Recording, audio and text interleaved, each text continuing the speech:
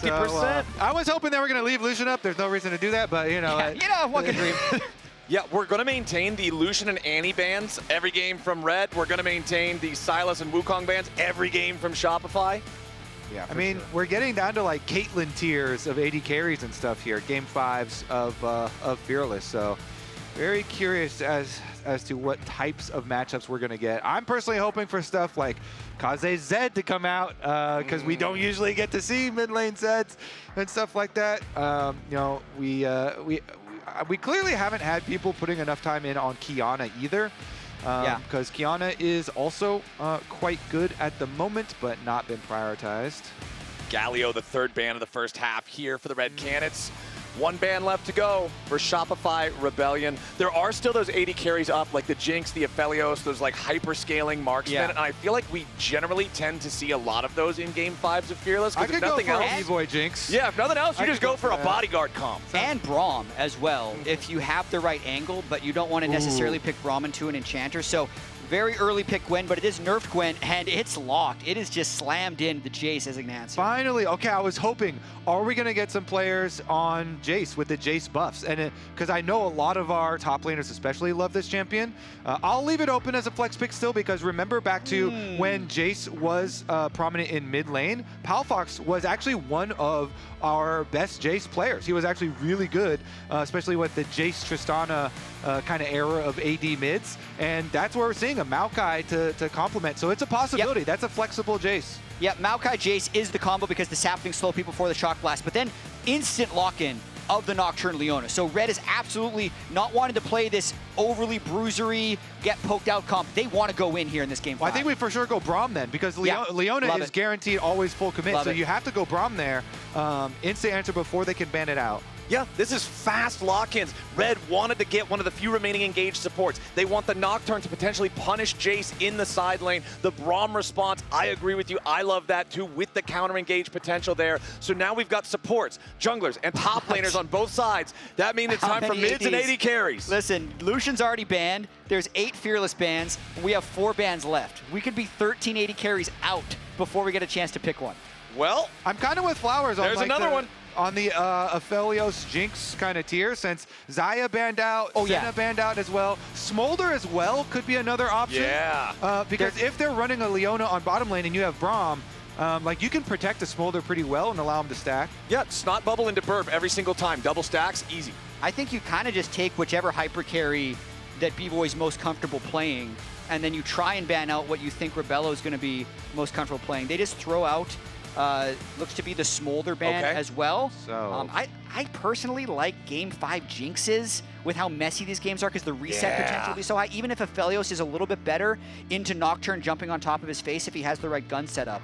So we'll see what they end up going for. The Jax ban as the 5th and final one here from Red Canids. So they are saying, we think that might be Palafox Jayce in the mid lane, and we don't want to risk the Jax pick in the Gwen. Yunara is so nerfed right now. This is not hotfix buff. No! Bvoy! This champ is so nerfed right now. It's crazy. Okay. Well. Okay, so what they did, they took out a lot of base HP and attack damage, and they took a tremendous amount of the speed away from the E. So pretty much everybody kind of dropped Yunara, and from our last updates, this is not with the hotfix buff that was put in. Here's the list of nerfs that Yunara took. Base health reduced by 25 from 600 to 575. 3 attack damage reduced, which by itself is actually more than you would think. But then the bonus movement speed on his E got dropped by 20% at all ranks. Yeah. So even at max rank, instead of 70%, it's 50%. And the speed duration was reduced to 1.5 at all ranks from its scaling. It hit about 5 or 6% of win rate. That's huge. So no hyper carry for Bvoy, but I will say, Rumble won a ton of games on red side when he was 41% win rate. So you never know, Kobe. You never know. Well, there's no hyper carry on the other side either. It'll be Ahri Misfortune locked in as the last 2 picks here for Red Canids. And the final pick of the final game in this draft will be the Cassiopeia for Palafox in the mid lane. Yeah, I mean, could have some good value there with the miasma. If you've got Maokai and Braum able to keep them safe, they have range with Jayce. It's just Red are looking for a lot of this pick and engage. They've got Nocturne and Ahri and long range Leona ults to set them up. So they are looking for some strong combos there. How are we feeling about the comparison between the drafts? Is there a solid winner here, or is it just different game plan? If the Yunara was something else, I would feel stronger. I was all the way there with Shopify before that. Okay. But she's just been so heavily nerfed that now I'm really uneasy. I haven't been confident in Shopify, but I'm confident in Cassiopeia and the Braum Maokai into a comp that has to come into them. You can see DeMonte giving a small fist bump right there because I do feel like they have a good way of absorbing the engage from Red Canids if they play it properly. Yeah, I mean, even with the nerfs, if you do have a lot of melee clumped up champions, then Yunara does get a lot of value out of the Q spread with Hurricane. So and can still alt E after a Nocturne ult or a Gwen who flies in and get out of the engage range. So it is a quick react champion still for the competition that Red has. yeah. All right, let's lock in. Game number 5, the do or die situation for both of these teams. The number 2 seed from the South versus the number 3 of the North. Before we got into this series today, the record on the year between North and South was 11-1. Favoring the northern teams, and now Red Canids are a single game away from eliminating Shopify Rebellion. Got to see if something happens at level 1, because Red has had something happen at level 1 in every single game, just trying to get a little bit of knowledge on what Contractz is doing early. Palafox getting a little bit collapsed on. You got to back up, guys, but Shopify's the one with the Braum, so they would be stronger level 1. They're going to bring everybody over here now. Bvoy will be the last to arrive in the area. Fudge still hanging out in the brush so that they can't get. Can we turn off the emotes? The noise with the noise with the rat one is the squeak is getting to me. Are you okay? Poor Kobe's going to be insane by the end of this series. I think I already am. I mean, my God, Kobe, get a hold. Does that get not control. You can't get tilted. I can't even know. I didn't even notice it. You're tilt proof. Yeah. Get a hold of yourself, man.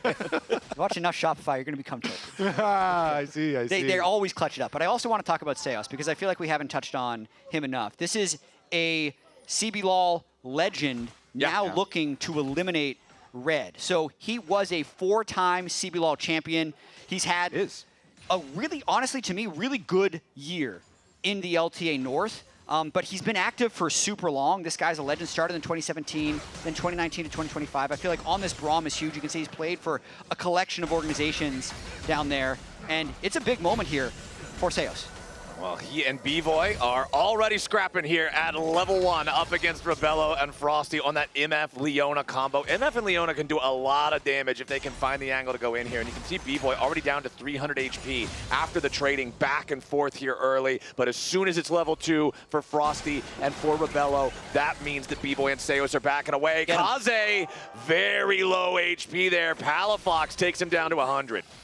Okay, we're going to continue with what we've seen all series long. Fight, fight, fight, fight, fight. We are brawling early. We're getting volatile lanes very early. Contractz is going for his full clear on the Maokai onto the ward now, though. So that ward for Red will give them full information on the location of the Maokai. Bottom side is going to continue to get pushed in. Rabelo had been doing a really good job using the Misfortune passive, getting the extra damage there in their trades versus Bvoy and Seos, but it was just the heals and the extra cleanse used. Yeah, Frosty trying to make a roam up, though, with how aggressive Palafox is playing. Yes, Nocturne's going to full clear, but I believe there is a ward spotting him out entirely, so Palafox is going to have to probably give a couple minions up, still staying in experience range. This is what Shopify need to do this game. In the games they've lost, their soul lanes have been demolished, but if Palafox Fudge put up a good performance, they're in such a better position. And he was patient enough and then waited, and the cannon minion, he still was able to get the cannon. So he gave up a couple of the melees there, but does secure the cannon still. Tries to hit that Noxious Blast there onto Kaze, and this has been a big deal so far in this series. Palafox struggling against Kaze in the mid lane. This young Brazilian mid laner getting the better of prominent midfielder Palafox, but this time with the Cassiopeia, there's so many opportunities to shut down the Ahri's mobility. And I will say the last game, coming off the last one, the Ziggs game was quite good. A lot of poke damage from him as well. Of course, Bvoy was the showstopper and the big one, but let's see. They're actually getting pushed out here with both junglers hovering around. Contractz, you see now channeling his recall on the bottom side. So after all of the mid lane visitors with jungles and supports, It's going to be no blood and no extra summoners. Really quick swapping. I feel like Yeah. mainly because of all the mid lane moves, they just were able to call it themselves. Trying to see if anyone got a big advantage off of this. Doesn't necessarily look like it. Want to keep tracking the Jayce into the Gwen, because I feel like if the Jayce falls behind, it can get really ugly. Yeah, I mean, so Fudge did use his teleport to keep up with the swap, but he's got his CS lead, and I believe the minion wave is fairly close down there, so yeah, Fudge doing pretty well for himself with the newly buffed up Jayce. Phase rush for himself as well to dodge away from the sweet spots. Jumped in for the To the Skies there to find a quick trade onto FNB. Did get out of some of the critical spot there in the middle of the snip, but not all of it. So FNB happy enough to just keep farming up underneath the turret here. First Drake of the game is live. Mountain Drake, the tankier one, often harder to secure early. We have seen a couple of pretty early Drakes this series. Usually if we get them taken early, it's the red Canids going for it around like that 6-minute mark. We have seen in other games a very delayed first Drake take past 10 minutes or so as FNB jumps in after Fudge here. But both of these top laners are running very low on mana and working with only about half their health bar, so nobody's going to overextend here, and that's a very good idea for Fudge because Doom is lurking nearby. Yeah, might get his recall interrupted here, even though really nice respect there by Fudge. Nope, recall's in a nice spot of fog where Doom can't see him. Love the way Fudge has played this early game, and the type of passive early game we might have thought we would have in Game 1 might be happening in Game 5 now. Yeah, everybody's just like, whoa, hold on. We can't lose anymore. This is the part where it really matters. Contractz just going to keep throwing these saplings around, trying to be as annoying as possible, maintain as much information as possible. You can see the largest individual gold lead right now is for Rabelo on that misfortune over the nerfed Yunara of Bvoy, but Contractz is now still hanging around this bottom side river area. Fudge and Seos both nearby here too. Fudge with the accelerated shock blast, looking to get a quick shot there onto the wave, but it's level 6 for FNB, which means the Gwen is very scary. All right, they're committing into the river here. Contractz sapling does get the early alert, but that's going to be crap for red.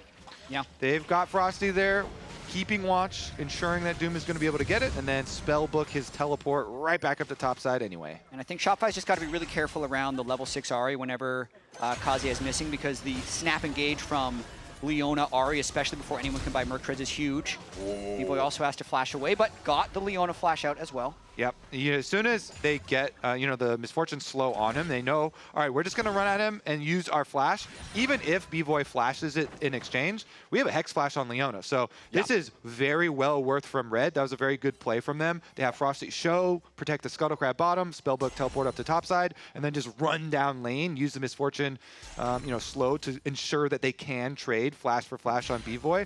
And now we'll see if they can repeat target the Yunara, because the wave is pushing away from Shopify. Exactly, and we're critically at that early level 5 point for Bvoy. Remember that Yunara can't dash unless she's in her ultimate form. So Bvoy, without that extra mobility, means that there will be more opportunities for red to try to make those plays, especially with Doom having the paranoia available now. I mean, just a really punishing freeze they've had set up in the top lane there. Doom's going to be level 6 as well to threaten, but Fudge is applying a lot of pressure here onto FNB. Would have to be careful if Nocturne makes his way down. I mean, they could dive, though. Maokai's already here. They're afraid of the Nocturne. They haven't seen him in so long. Plus, it's so scary. Gwen is so deceptively tanky when she has the needlework available to try to heal up through that. So we will instead, though, see them back away. We will see Doom begin the Void Grubs again. This has been an objective that Red has controlled for the vast majority of this series. Okay, so they do take a while to take. Contractz is actually back in his jungle, just clearing camps.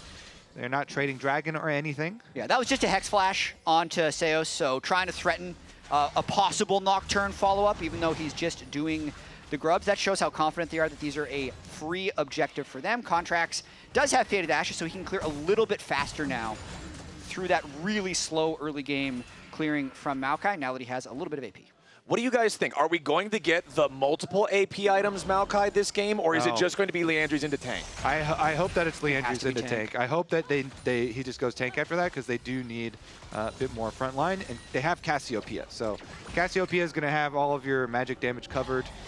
You don't need any extra. There is an argument of Bloodletter's Maokai, so Cassio doesn't have to build it, possibly. But then they have no tank. So I agree. I want to see it, but I'm not surprised if they go double AP out of Maokai. Does make the saplings extra annoying. You know, Jayce poke. Very, very scary with those saplings if they can get there for the setup first. Big difference in having to arrive first or second with that Maokai being one of the tools in your kit. As you can see, it actually is small gold advantages everywhere except top lane for the red Canids side here, still with no kills on the board just yet. And the biggest advantage still is Rabelo versus Bvoy. This Misfortune is up over 20 farm, not even 10 minutes into the game. Yeah, and he's not getting any weaker. That early Vamp Scepter also has the cull with the BF sword, so really power spiking quick, going to be so impossible to push out of lane. Plus, Shopify doesn't want to make an aggressive play while Doom is sitting on that Nocturne ultimate because the counter gank potential is really high. But at the same time, because Shopify has flash on so many players, Doom doesn't want to burn that Nocturne ultimate early, so we're in this holding pattern that I think Red's fairly comfortable in because they are accumulating these small advantages. So they're dropping mid minions right now. Palafox is dropping mid wave at the moment to go through jungle and wrap back around. Okay. They cleared out one ward, but the other one by blue buff saw them, and Bvoy gets there to clean up some of them. It's a bit strange. That was a lot of waves dropping. They're not getting a Drake out of it either. Yeah, this was not ideal here for Shopify as the gold lead now climbs to above 1,000 for the red Canids side. Shopify looking to start up the Drake here at least. Cassiopeia does do a ton of damage to neutral objectives, does make it pretty easy to burn these down much more swiftly than you would normally be able to, and it looks like that will be the call. So all of that gold that was lost through the waves being left in the mid lane unattended, that will at least earn them the first Drake of the game. Okay, that's a reasonable trade to take for Shopify. They're going to need the power of that Mountain Drake, I think, because the way I see Red's team composition fail or succeed is whether or not they can get that initial engage to work. The dive in with the Ahri, Nocturne, Leona, maybe MF over the top with Gwen on some type of flank. But if Shopify does get in a state where they can set up well an objective, have decent vision, and make Red come into them, I think it's easy, because they'd have to run through Maokai saplings, they'd have to run into Braum, and that's when I really feel like their composition is going to work. So getting an early Drake to set up that later play, I think is definitely worth dropping a wave in mid. Yep, and the tanky Drake at that as well. Nocturne, though, looks like Doom is going to take this opportunity to go ahead and steal away some camps. Take away Raptor camp at the very least. Meanwhile, Saelis' timer there on support isn't getting any value, and bottom side, Palafox's flash and Contractz' ultimate. Yeah, Palafox losing the summoner spell there, but it is at the cost of the ultis. The bullet time and the solar flare both now down for the bottom lane duo of red Canids, so less pressure available for the next minute or two here, as we still have not seen the Nocturne ult get used just yet. We do see Doom in the enemy jungle looking around, seeing if there's any angles or opportunities. Fudge is going to back away up here in the top side. He does have his own support hanging out next to him, but Seos has now completed the recall. 2,000 gold lead, though. I was just circling into the game. Even though their name is red, it's all blue in the gold difference right there, because they are winning all their matchups just barely and kind of slowly choking out Shopify. This is the way they won Game 3, is they just accumulated these advantages, and then when Shopify went to make a play to rescue the disadvantage, Red would outplay them 1v2. That was like, I'm thinking about the FNB Yorick game. Yeah. Really dominating in that sense. So they're trying to set up a similar thing in this game. It's scary, man, to be down this much gold this early on with no kills on the board. Looking across, it's almost a 1,000 gold lead now for Rabelo on the Misfortune. Does have his Bloodthirster fully completed. And you can see the experimental Hex Plate, first item for Bvoy on the Yunara. Yeah, it is actually a good item because Ultimate Haste lowers the cooldown of your regular abilities while you're in Ultimate form. And so much of Yunara's power is with her Ultimate form. And the importance here of also being able to have access to that for defensive properties, as you guys have mentioned, so you can use your dash. Very critical. And they buffed this experimental Hexplate a couple patches ago. They really juiced up the move speed and attack speed that you get when you activate it. So both him on Yunara and on Nocturne, of course, very common for Nocturne, but Doom also picking up for himself as well. Plus, it's just a little bit of extra health to help you survive the dive when that Nocturne jumps in on top of you, potentially with the Leona right next to him. Now Fudge getting dove. Doom makes his way into the top side here as teleports are coming in to reinforce both sides. Doom wants to get away, but it's first blood over to Red Canids. Doom should be the sacrifice as Contractz and Palafox are ready to step up and help. But a point-blank charm on Palafox means a 2-for-1, favoring Red Canids. Brazil strikes first, and they strike harder. They have been starving out Shopify here. They finally go for the dive, and it pays off. 2-for-1 in this one with Kaze on the re-engage onto Palafox. But back in the mid lane, AD carry 1v1, Bvoy versus Rabelo, but the misfortune is so strong, forces out the flash from Bvoy. Yeah, the extra step up there. Palafox chasing after they got the 1-for-1 on the tower dive. And Leona, he didn't expect Leona to be there around the corner. Leona ult right on top of his head, allowing Red to get the extra kill. Top tower also so low. Yeah. They're very close to getting their 3-kill mark. They're very close to getting their first tower mark for the feats. They're looking to blow the game open, for sure, at this point. They're 3,000 gold up. It will increase once this turret goes down. Next Drake is going to be really interesting to see if Shopify is willing to contest it. Being down so many flashes, not having the Yunara or the Cassio ultimate, it should be pretty easy for Red to just keep this mid-prio with this Bloodthirster MF who easily outdueled the Yunara and take the next Drake. This is so scary for Shopify because the gold lead is getting to the point where you're feeling like you can still take fights even if you're at a disadvantage. But I feel like it's 1, maybe 2 fights at this point that you lose out by a little bit, and all of a sudden you're now waiting for a time that they'll make a mistake. The game state is no longer in your immediate grasp. Yeah, and I still want to call out Kaze and how he's been performing this entire series, but also on the Ahri in this game 5, he is very proficient on this pick in his career. Already 1.3 thousand gold up on Palafox's Cassio, plus the first to level 11. So really going to be looking to make a difference. All right, here we go. Possible Dragon team fight. This is coming up. This is where Shopify need to set their battle lines. Red have a substantial gold lead, but Shopify still want to be able to stack dragons. Yeah. And so they can have the Braum in front and the Maokai in front. They actually releash it. Let's look at the items. They do have the first mythic. It's basically 1 mythic across the board, and they have their ultimates back. So plenty of damage. I think they can get it. Okay, Dragon secured. Shopify managed to take that without a team fight being involved. As up there in the top lane, you can see Kaze retreating away from Palafox there with the Ahri. Now the engage coming out in mid. A lot of damage onto Seos. The entire bullet time is tanked up. The unbreakable won't matter. Bvoy barely getting away. But it's another kill for Red Canids. That's their 3rd kill of the game that earns them the feats of strength. And Flowers, that is going to be another tower and another objective immediately afterwards as well. They get the Rift Herald. Mid lane is opened up. This is the most beautiful thing for a pick composition. Now there's more territory for them to get these Ahri, Nocturne, Leona picks.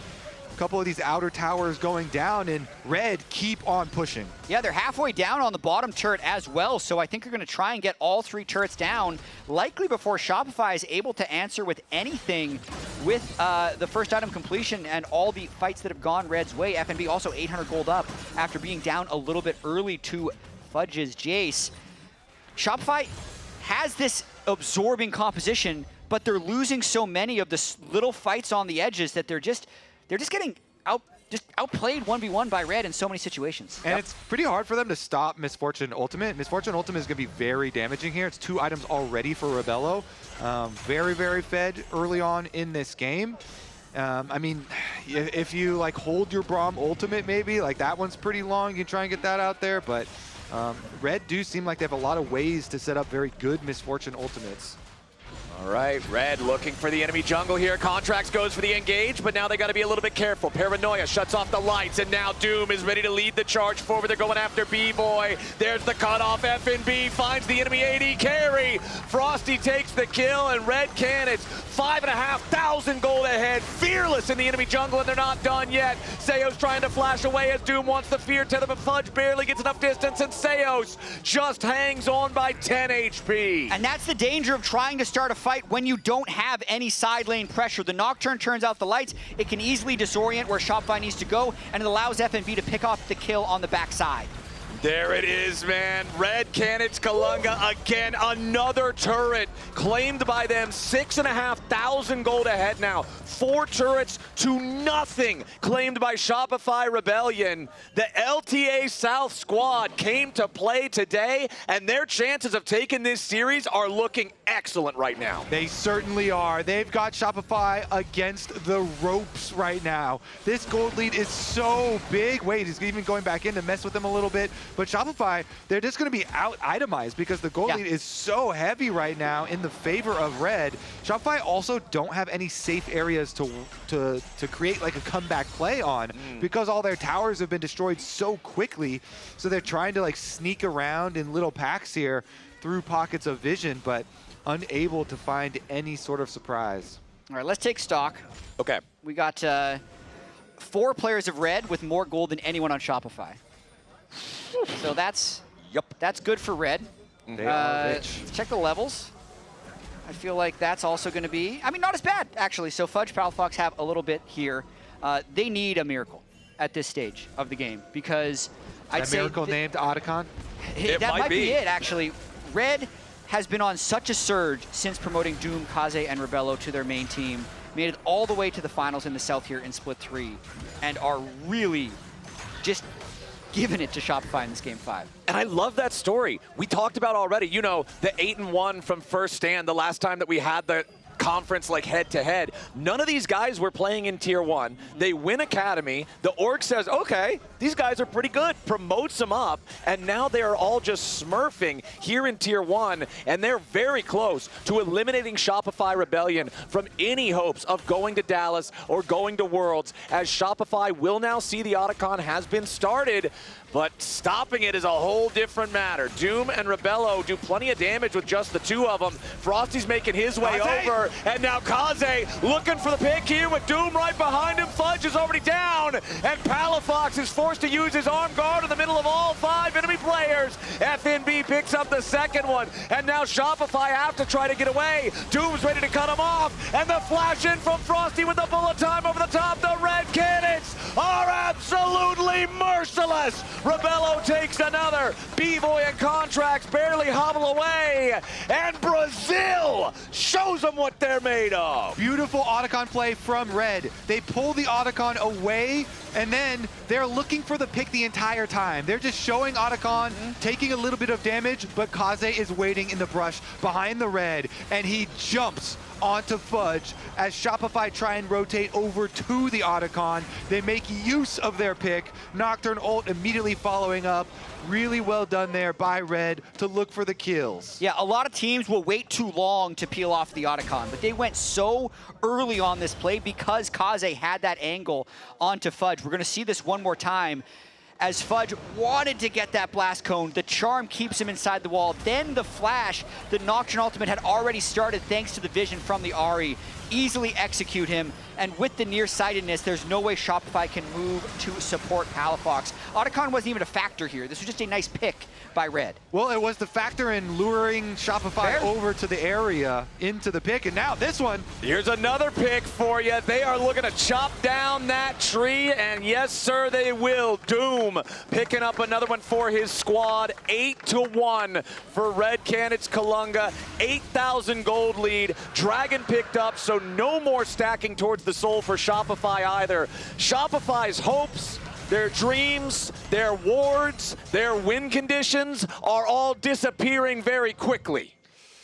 Yes, they are, Flowers, and Red have a lot of time here to spend their money. They're resetting with everybody else except for the solo laners who are still pushing here. So Kaze mid, FNB on top side.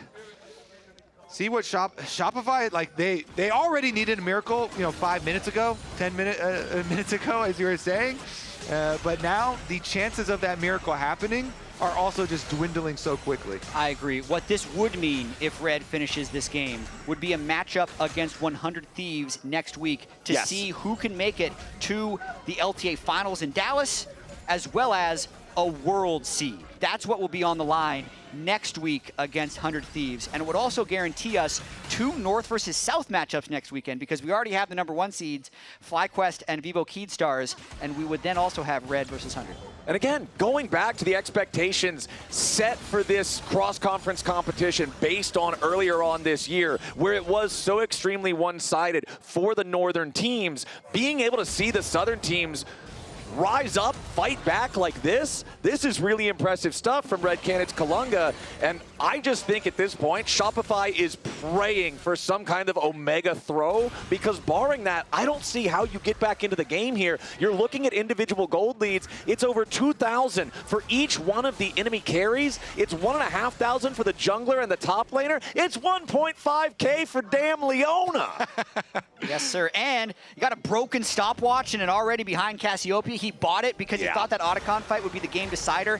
Ends up wasting it because he got caught out of position. So it's actually more than an 8,000 gold lead, just looking at the inventories. It is tough, man. And you could see right there, the Charm plus Foxfire plus Spirit Orb onto Contractz. That's the damage from just one cast of Ahri's 3 basic abilities. It is so difficult for Shopify Rebellion to go anywhere on Summoner's Rift where their turrets are not. And those turrets, they aren't going to last a whole lot longer. Mid lane tier 2's under pressure. Top lane tier 2's under pressure. Everywhere on the map is continually getting attacked by Red Canids as Doom goes in after Fudge, but immediately rethinks it as Shopify groups up to try to fight back. FNB firing out the needlework. Kaze takes out Contractz. Frosty's not in the fight just yet. Rabelo swooping around from the side. Red trying to get out here. Bullet time. Doing a good, decent damage here onto Seos.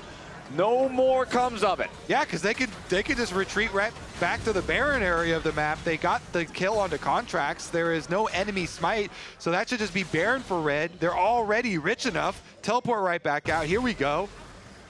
Yeah, this is going to be near impossible for Shopify to contest, but also probably the nail in the coffin if it goes over. So it looks like they're going to try teleporting in, hoping to stall long enough for Contractz to make his way from base as well. Yeah, it's a damned if you do, damned if you don't situation as the Baron is already down below 4,000 HP. Red Canids looking to secure this right here, and they've already got it. Seo's stuck on the front line, taking a ton of damage. Bvoy's down first, though, as Kaze into the back, just assassinates everybody. Shopify Rebellion are erased from Summoner's Rift, and Red Canids take the Baron to march down mid. Just a well-played Baron, well-played game, well-played series by Red, coming here to Los Angeles, showing up and potentially ending it on this push. Yeah, this could be the very end. It's only Contractz alive here on the Maokai. Seos will respawn in about 5 seconds, but Contractz dies first. Red Canids Kalunga rise to the occasion here in the Riot Games Arena. They will take Shopify Rebellion to 5 games, and they will end their season here. Red Canids, stay alive! Huge victory for the South. They only got a single game in split number 1, but they take the whole series here versus Shopify. Take a bow. Well done, especially Kaze. Really impressive stuff. Yeah, they got some mechanics on this team. Red Canids versus 100 Thieves is going to be a banger series with the quality of team fighting we just saw here today. It also does mean the end of Shopify Rebellion's year. They were a very clutch team for most of it to get to the 3rd seed, but it is all over now after losing this game 5 in decisive fashion to Red. The 2nd seed from the north beat the 3rd seed from the south, and then the very next day, the 2nd seed from the south beat the 3rd seed from the north. Now those 2nd seeds get to go head-to-head next weekend. I cannot wait to see the team fights between the 2 red teams as they paint the rift the same color. That is going to be so exciting to see as Shopify Rebellion will take the stage one last time for their final bow here of the competitive season in 2025. A really disappointing end for them, but honestly a good year compared to their expectations. I don't think many people would have expected them to beat Cloud9 in the elimination phase or to make it here as one of the top 3 teams in the North. And they played well and improved a lot throughout the year. They're going to be crushed right now, but they did have a good year. Yeah, definitely a tough series for them, but have to look on forward. Meanwhile, Red will be looking forward to that matchup with 100 Thieves Flowers, which I think should be a banger, should just be action-packed. We should get so many fights, so many kills. and of course, will be entertaining. Yeah, and Jatt, you said it, man. That series has so much on the line.